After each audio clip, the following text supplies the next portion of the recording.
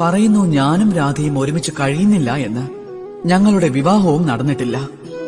ഞാനിവിടെ ദ്വാരകയിലും രാധ അവിടെ ബർസാനയിലുമാണ് കഴിയുന്നത്.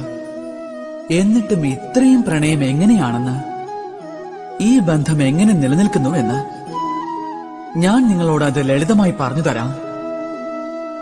നിങ്ങൾ എല്ലാവരും നിങ്ങളുടെ കണ്ണാടിയിൽ നോക്കിയാലും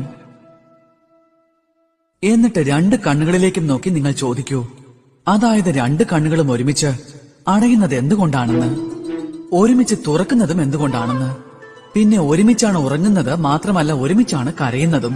ആജീവനാന്തം ഒരു വ്യക്തിയുമായുള്ള ബന്ധം ഉറപ്പായും കാത്തുസൂക്ഷിക്കാനാകും, ആ വ്യക്തിയെ കണ്ടില്ലെങ്കിൽ പോലും.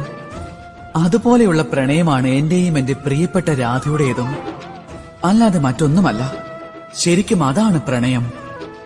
2 കണ്ണുകളെ പോലെ അവർ പരസ്പരം കാണാറേയില്ല, പക്ഷെ എന്നേക്കുമായി പരസ്പരം ബന്ധപ്പെട്ട് കിടക്കുകയാണ്.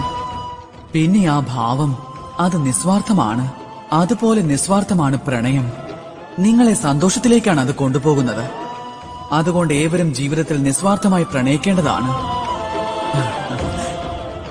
സന്തോഷം മാത്രമായിരിക്കും ലഭിക്കുന്നത്. അപ്പോൾ ഏവരും എന്നോടൊപ്പം നിസ്വാർത്ഥ പ്രണയത്തോടെ പറഞ്ഞാലും രാധേ രാധേ. Download ShareChat.